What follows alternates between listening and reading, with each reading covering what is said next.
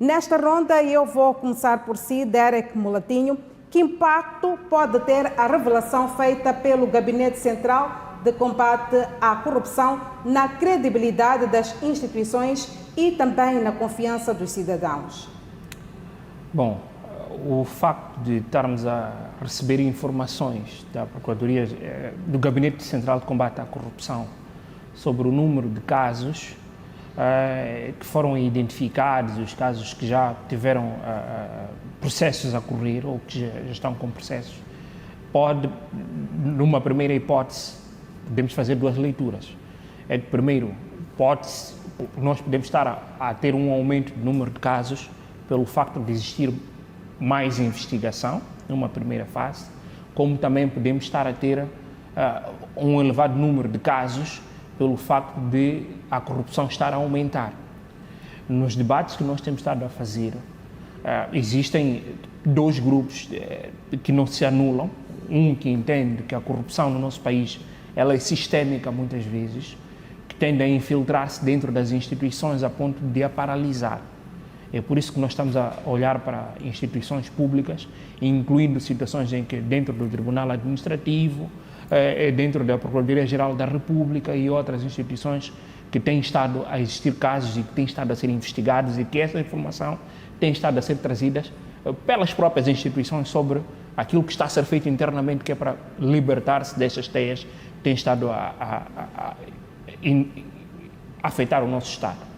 E depois tem uma outra situação, uma outra componente que é referido nas discussões, é que a corrupção também é endémica no nosso país. Ela está em todo lado. Todos nós somos vítimas e somos, de alguma forma, atores principais no ato da corrupção.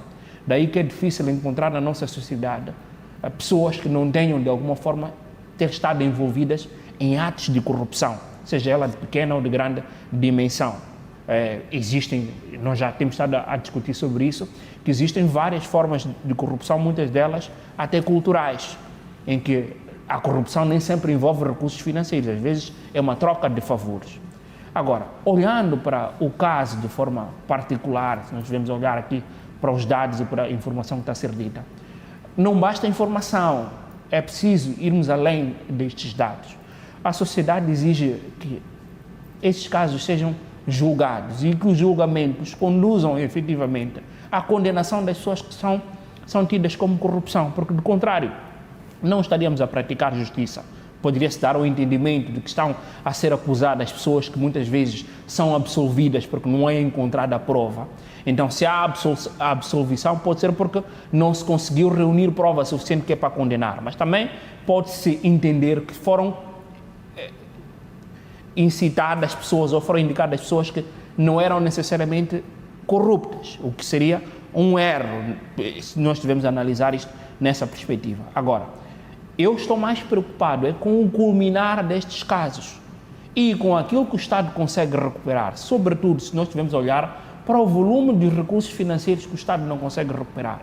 Se nós olharmos, muitas vezes, temos estado a assistir, em que existem indivíduos que são condenados, vão até cumprem as suas penas, o Estado não consegue recuperar efetivamente os recursos perdidos e as pessoas voltam e vêm retirar proveito daquilo que retiraram sobre o Estado, recursos que poderiam servir para a construção de escolas, hospitais, estradas, até ajuda humanitária sobre o tema que estávamos aqui a debater.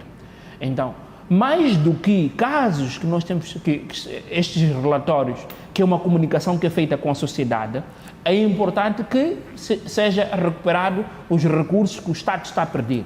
Eu gostaria de ver estes recursos financeiros a retornarem à origem do Estado e canalização à própria sociedade, sob o ponto de vista de investimento público.